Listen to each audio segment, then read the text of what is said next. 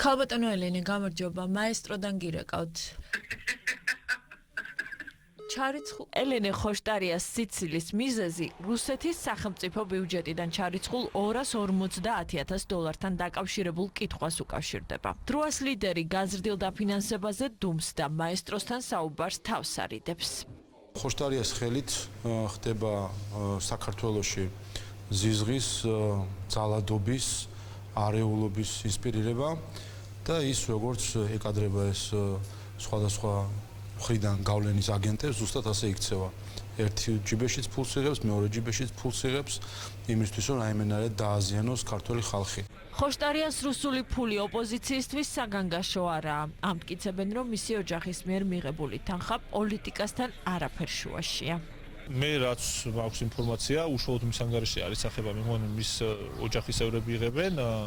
ყველა შემთხვევაში ხა ეს ყველაზე ნაკლები პრობლემა რაც საქართველოშია, პირადი გადაწყვეტილება შეიძლება არც იყოს, თუ ოჯახის წევრები იღებენ, შეიძლება ოჯახის წევრების გადაწყვეტილება.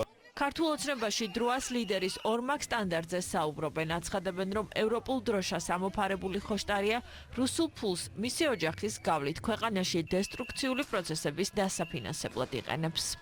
ღიად ფულის გადაცემა რაღაც ბაბუის ლეგენდის მოგონებით არის ხელსაყრელი იმისათვის, რომ ყავდეს ადამიანი ან ადამიანთა ჯგუფი, რომელიც მუდმივად ეცდება ბზარი გააჩინოს საქართველოს ხელისუფლებასა და ევროკავშირს შორის. ეს რუსეთის ინტერესია. ფაქტია, რომ ღებულობს უშველებენ რესურსს რუსეთის ბიუჯეტიდან და ვიღაცისგან ხელს იშვებს, რომ რუსეთის წამხედურები არიან და მათ პოლიტიკას ატარებენ. Ისთვის უხდიან ელენე ხოშტარიას განსაკუთრებით გასულ თვეს გაზრდილ ჰონორარს, ეს ნამდვილად არის კითხვა. რაც თავარია და ყველაზე მნიშვნელოვანი ის არის, რომ თავად ელენე ხოშტარიას მიმდევრებმა სწორად გაიაზრონ და გააცნობიერონ, რომ რუსეთიდან დაფინანსებული და რუსულ ფულზე მჯდომი ელენე ხოშტარია, სხვას რომ რუსეთუმეს ეძახის, მინიმუმ ტყუილი არის და არ მგონია, რომ ვინმეს კონდეს სურვილი მათ ყუარ ადამიანს გაყვეს. თუნდაც იმ უღირს ბრძოლაში, რომელსაც ელენე ხოშტარია აწარმოებს. ელენე ხოშტარია არის აი კაფიო ნათელი მაგალითი ორმაგი აგენტის, როგორ შეიძლება იღებდე საკმაოდ დიდ ფულად სახსრებს რუსეთისგან, ამ დროს ჰქონდეს რაღაც ევროპული მანტია მორგებული და ცდილობდა საზოგადოების მოტყუებას.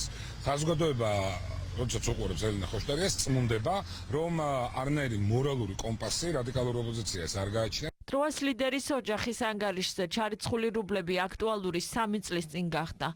მაშინ ელენე ხოშტარია ამტკიცებდა, რომ მისი ოჯახი სოლიკო ვირსალაძის მემკვიდრეა და ჰონორარს მოსკოვის თეატრიდან, ანუ რუსეთის სახელმწიფო ბიუჯეტიდან ამის გამო იღებენ.